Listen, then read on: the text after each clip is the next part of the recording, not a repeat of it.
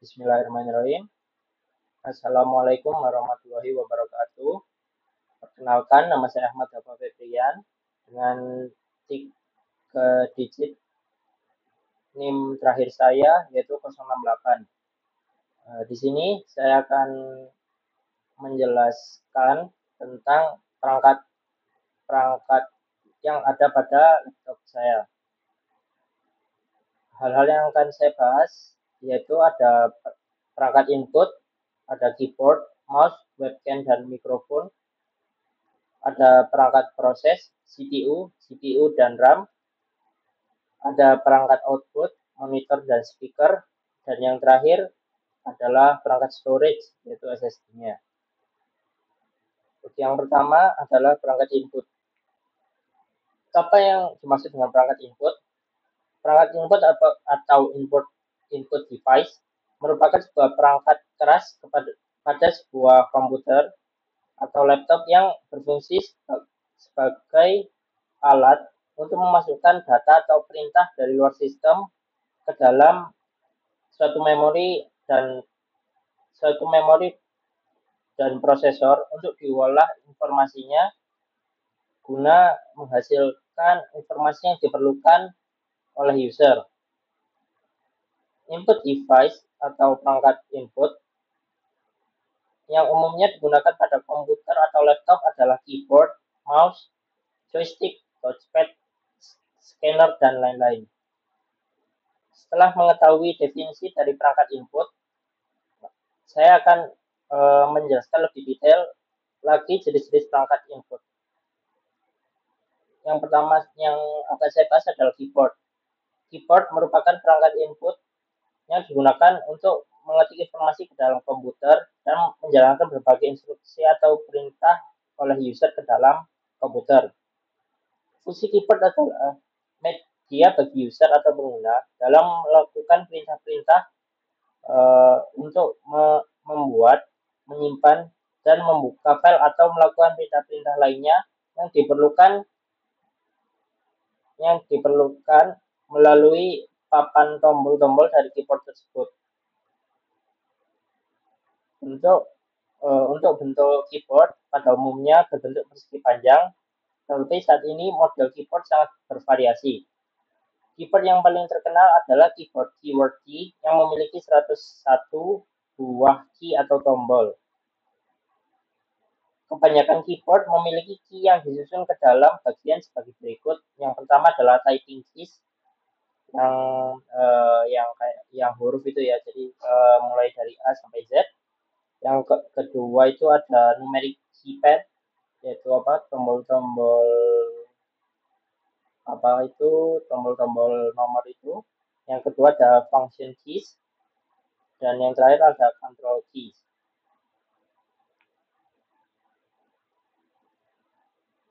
Untuk sekarang yang akan saya bahas adalah jenis-jenis keyboard.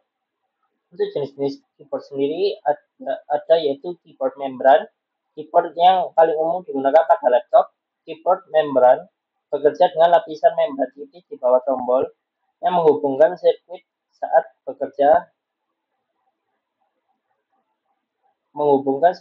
ditekan, mengirimkan sinyal ke prosesor laptop. Sifat ini membuatnya ideal untuk desain laptop yang ringkas. Terus yang kedua ada keyboard mechanical. Keyboard mechanical ini menggunakan saklar fisik di bawah setiap tombolnya. Setiap kali tombol pada keyboard ini ditekan, saklar ini mengirimkan sinyal secara langsung ke komputer.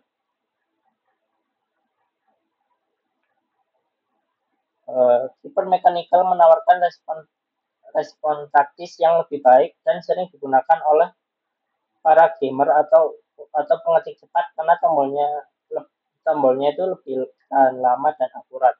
Namun keyboard ini biasanya lebih tebal, lebih berat, dan sering lebih berisik dibandingkan keyboard membran. Sehingga jarang digunakan pada laptop yang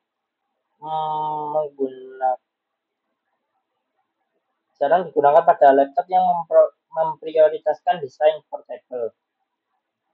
Yang selanjutnya ada keyboard ergonomik.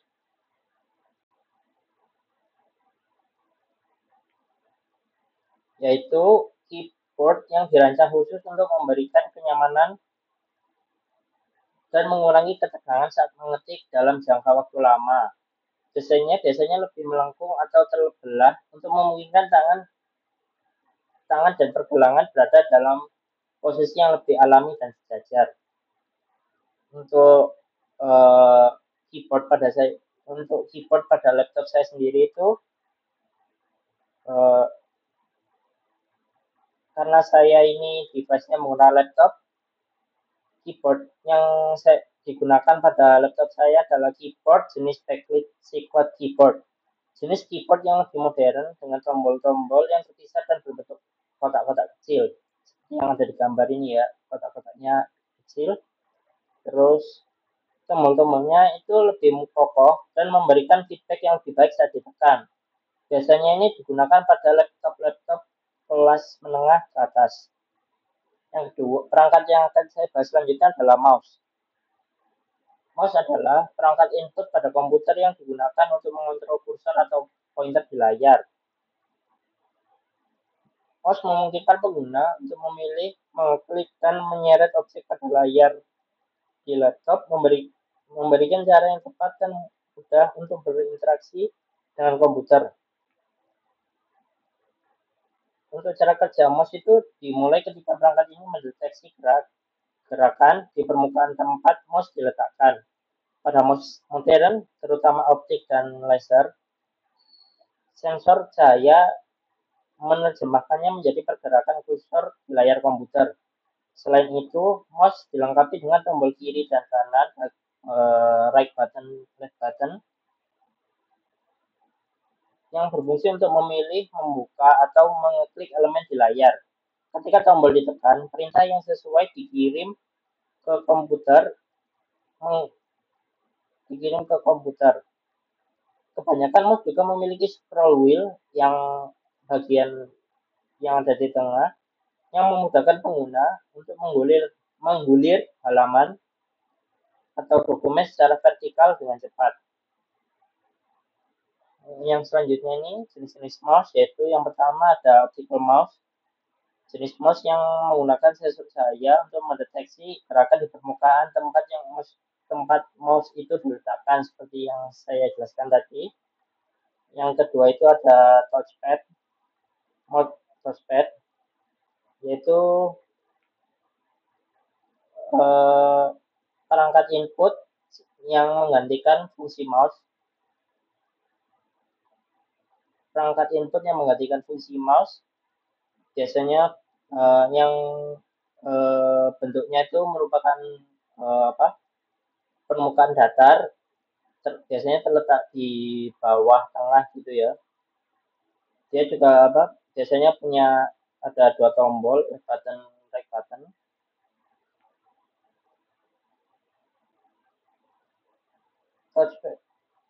Selain itu, touchpad biasanya terintegrasi ke dalam laptop dan memungkinkan berbagai gerakan multi-touch seperti mengetuk untuk klik, menggunakan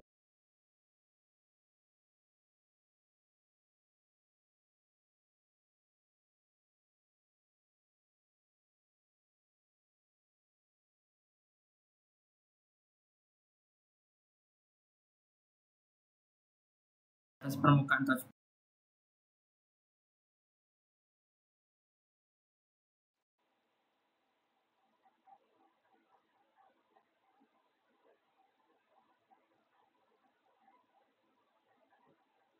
Oke, sebentar. Maaf ya, ada gangguan. Tadi sampai, ke cara kerja touchpad ya. Saat jari bergerak di atas permukaan touchpad, sensor ini mencatat perubahan posisi dan menerjemahkannya menjadi pergerakan kursor di layar. Sentuhan atau ketukan pada touchpad diinterpretasikan sebagai klik kiri atau kanan tergantung pada area yang disentuh atau gerakan jari yang digunakan. Beberapa touchpad mendukung multi-touch yang memungkinkan pengguna untuk melakukan lebih banyak perintah seperti memperbesar atau menggulir. Selanjutnya, di sini ada mouse mechanical.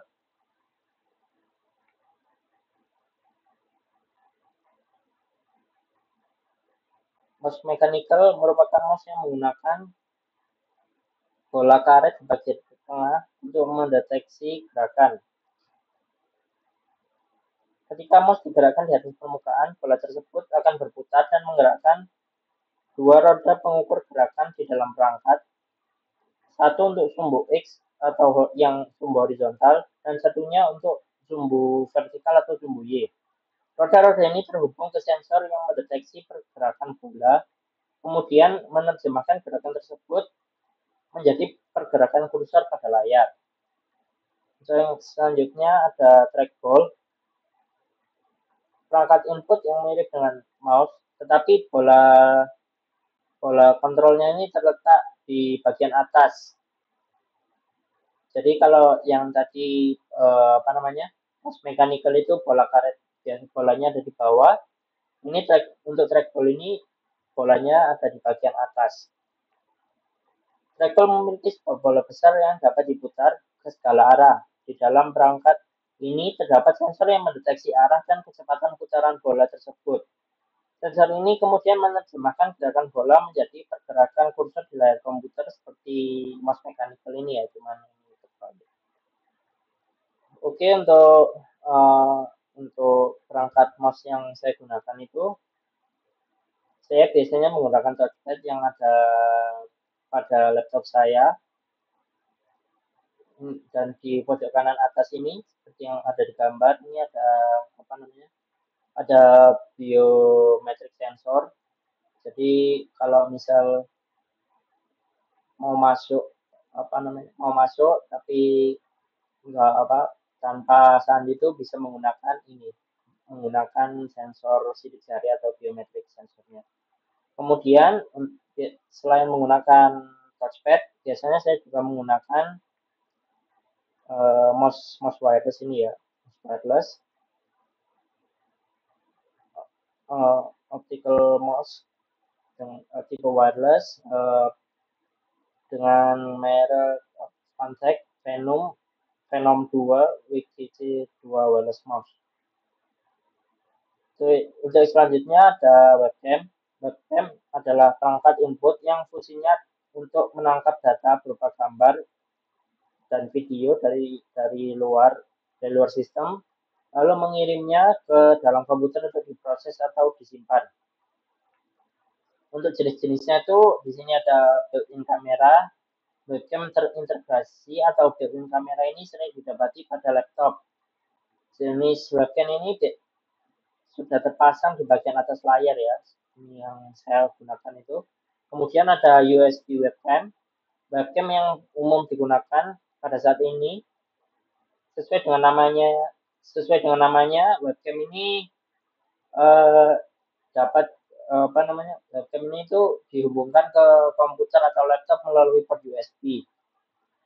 Selanjutnya ada wireless webcam, jenis yang hampir mirip dengan USB, cuman yang webcam ini tuh tidak perlu menggunakan kabel untuk terhubung kepada perangkat PC atau laptop.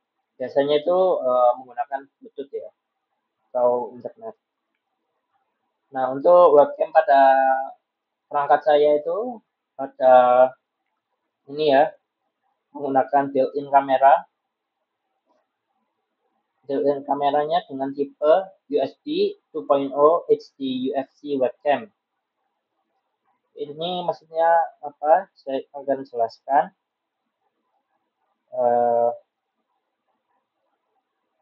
Untuk USB 2.0 ini mengacu pada jenis koneksi yang digunakan oleh webcam untuk tersambung ke komputer, terhubung ke komputer ya.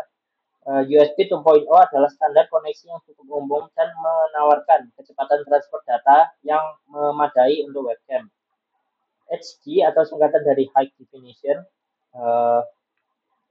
yang berarti webcam ini mampu menangkap gambar atau video dengan resolusi yang lebih tinggi dibandingkan dengan webcam standar. Biasanya resolusi HD itu adalah 720 pixel. Dan yang selanjutnya itu UVC, singkatan dari USB Video Class. Ini adalah standar industri untuk perangkat video USB yang memungkinkan webcam-nya itu bekerja tanpa perlu menginstal driver tambahan. Jadi secara keseluruhan, USB 2.0 HD UVC webcam berarti sebuah kamera yang terhubung melalui port USB 2.0 yang mampu menghasilkan video berkualitas tinggi atau HD dan dapat digunakan tanpa perlu menginstal driver tambahan. Untuk perangkat input selanjutnya itu ya ada mikrofon, perangkat input atau perangkat elektronik yang berfungsi mengubah gelombang suara menjadi sinyal listrik. Sinyal ini kemudian dapat diproses menggunakan diproses oleh perangkat lain seperti komputer atau smartphone untuk berbagai keperluan. Sederhananya mikrofon adalah telinganya untuk perangkat elektronik. Di sini ada beberapa jenis mikrofon, ada mikrofon dinamis, mikrofon yang paling umum digunakan, terus mikrofon kondenser, mikrofon yang lebih sensitif dan menghasilkan suara yang lebih baik, terus ada mikrofon elektret, mikrofon kondenser yang tidak memerlukan daya eksternal, dan yang terakhir ada mikrofon ribbon, mikrofon yang menghasilkan suara yang sangat natural dan halus. Untuk mikrofon pada device saya itu di sini ada terletak pada di antara kameranya ini ya, yang kecil-kecil ini. Laptop mikrofonnya ini disusun dalam sebuah array. Susunannya ini memungkinkan laptop menangkap suara dari berbagai arah dengan lebih baik. Hal ini berguna sekali untuk panggilan video, perintah suara, rekaman suara. Terus di mikrofonnya ini terdapat fitur Cortana Voice Recognition Support. Fitur ini mengindikasikan bahwa mikrofon yang ada pada laptop saya ini kompatibel dengan asisten virtual Cortana. Dengan Cortana, saya dapat memberikan perintah suara untuk melakukan berbagai tugas seperti membuka aplikasi, mengatur kalender, dan mencari informasi di internet. Dan bab selanjutnya ini ada ada perangkat proses atau processing device. Di processing device itu komponen pada laptop atau komputer yang bertugas mengolah data yang masuk dari perangkat input tadi seperti keyboard, mouse, dan scanner menjadi informasi yang dapat dipahami oleh pengguna melalui perangkat outputnya seperti monitor atau printer. Perangkat processing yang pertama, di sini ada CPU, perangkat pemrosesan yang utama dalam sebuah komputer atau laptop yang bertugas untuk menjalankan instruksi program atau perintah, instruksi program dan mengontrol semua aktivitas dalam sistem komputer. Untuk jenisnya ini ada dua. Yang pertama ada single core. Jadi prosesornya ini, CPU-nya ini cuma memiliki satu inti atau satu core. Jadi dia ini cuma bisa menjalankan satu tugas untuk satu waktu. Sedangkan untuk yang multi core seperti dual core, quad core atau hexa core, CPU-nya ini lebih memberikan kinerja yang lebih baik. Soalnya lebih baik dari single core, soalnya dia punya punya core yang lebih banyak daripada single core. Jadi tugasnya itu bisa dikerjakan sekaligus gitu. Untuk CPU pada device saya itu menggunakan AMD Ryzen 5 7520U. Prosesornya 2,8 GHz, 6 MB chip, terus dengan 4 core dan 8 thread ya. Prosesor ini merupakan chip dari generasi terbarunya AMD yang dirancang khusus untuk laptop. Dengan 4 core dan 8 thread, prosesor ini mampu menjalankan beberapa tugas secara bersamaan dengan efisien. Selanjutnya yang akan saya bahas yaitu RAM. RAM atau Random Access Memory merupakan komponen penting dalam sebuah komputer yang berfungsi sebagai tempat penyimpanan data sementara. Data yang diproses oleh CPU atau Central Processing Unit akan disimpan di RAM agar dapat diakses dengan cepat. Oke,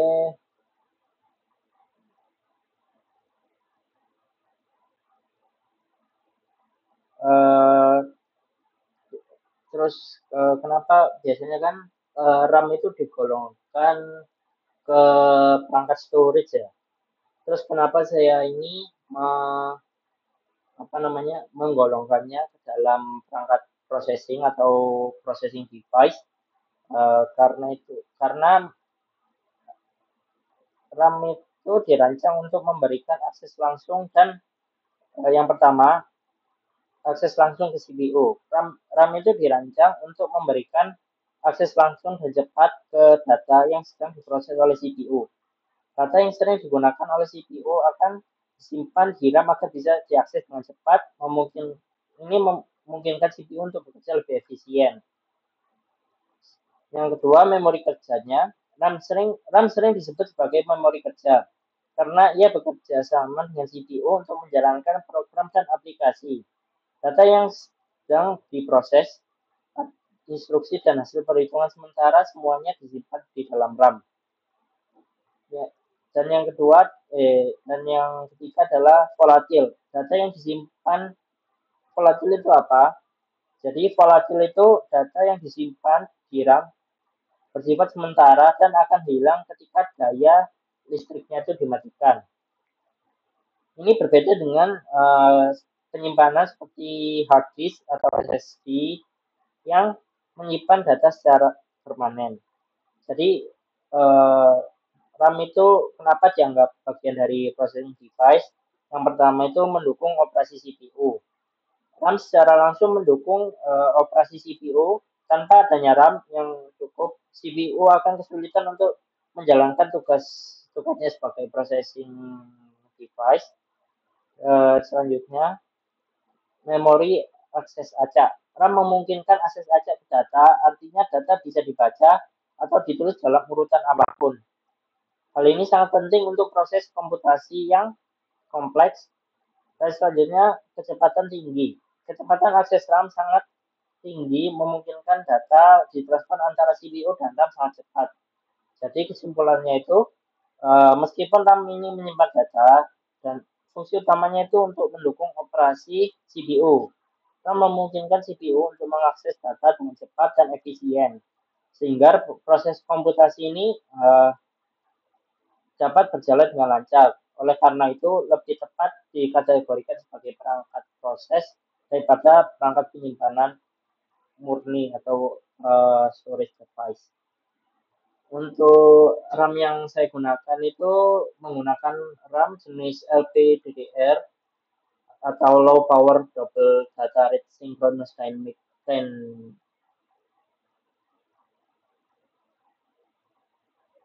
Dynamic Random Access Memory yaitu LPDDR5 dengan kapasitasnya 8 GB. Untuk GPU itu komponen pada komputer yang tugasnya itu mengolah data grafis.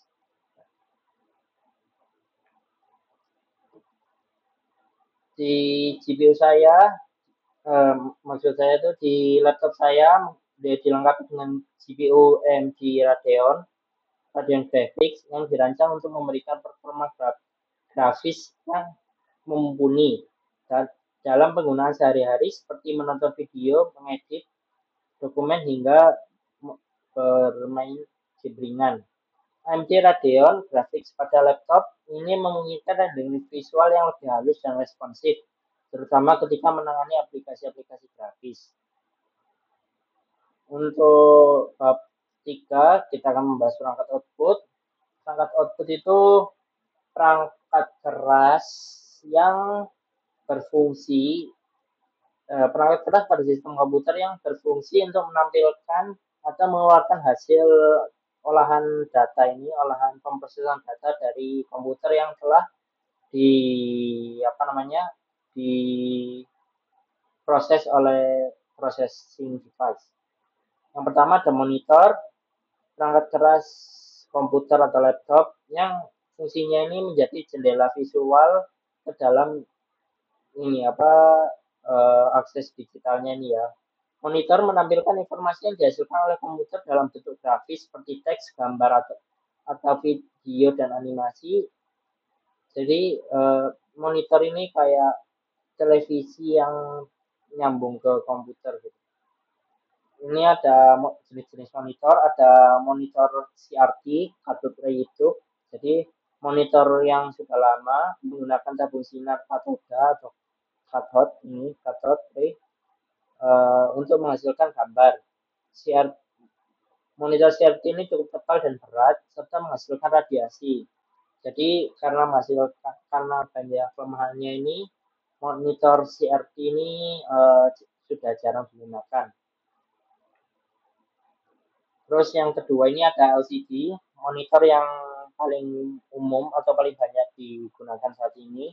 LCD ini menggunakan kristal cair untuk menghasilkan gambar yang tipis, ringan dan hemat energi dibandingkan CRT.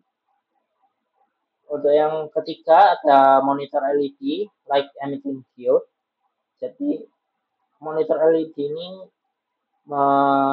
menawarkan kualitas gambar yang lebih baik dan warnanya lebih akurat dan tingkat kecerahannya yang tinggi. Terus yang terakhir ini ada monitor yang paling baru ada monitor OLED, Organic Light Emitting Diode. Jadi teknologi terbaru yang menggunakan bahan organik untuk menghasilkan cahaya. Monitor OLED memiliki kontras yang sangat tinggi, warna yang lebih kaya dan sudut pandang yang lebih luas. Untuk monitor pada laptop saya itu menggunakan monitor LED backlight dengan resolusinya itu Full HD 1920 pixel dikali 1080 pixel yang hemat energi dan mampu menghasilkan warna yang cukup baik. Dengan rasio layar ke bodinya mencapai 83%, layarnya ini terlihat lebih luas dan modern. Selain itu, layarnya juga sudah dilapisi anti glare sehingga tidak mudah silau saat digunakan di bawah sinar yang terang. Jadi kalau digunakan di tempat-tempat terang di luar begitu, ini monitornya itu udah ada anti glare-nya, jadi kayak biar nggak silau. Untuk yang perangkat output selanjutnya ada speaker. Jadi perangkat speaker ini perangkat output yang berfungsi untuk mengubah sinyal listrik yang dari perangkat laptopnya ini menjadi gelombang suara yang dapat didengar.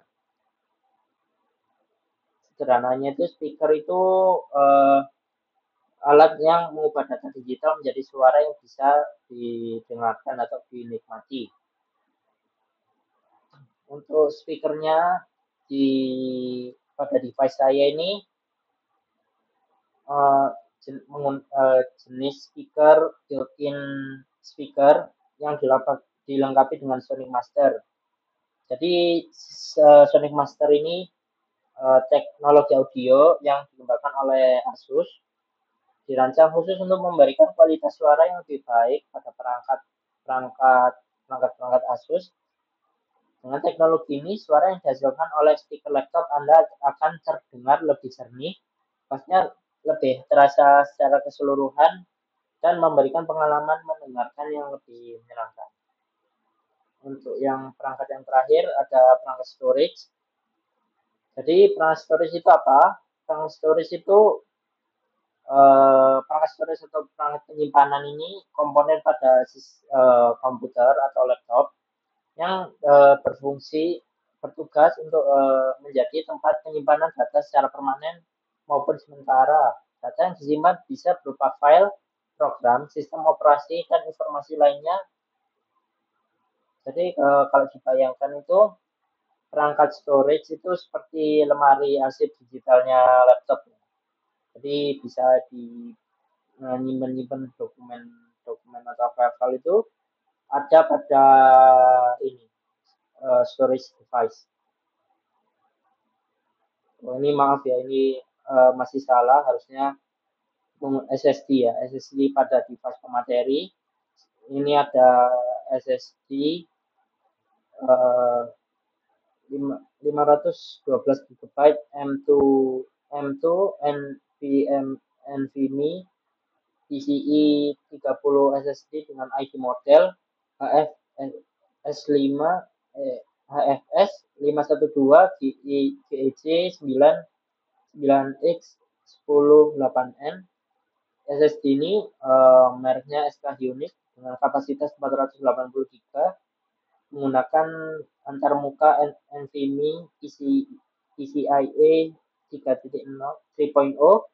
SSD ini menawarkan kinerja yang sangat baik dan cocok untuk berbagai keperluan, mulai dari penggunaan sehari-hari hingga tugas berat seperti editing video atau bermain game. Oke, sekian dari saya pada presentasi kali ini. Apabila ada salah kata atau ada salah kata atau salah pengucapan, mohon maafnya sebanyak-banyaknya. Apabila ada kritik dan saran, sangat diperbolehkan. Sekian terima kasih. Wassalamualaikum warahmatullahi wabarakatuh.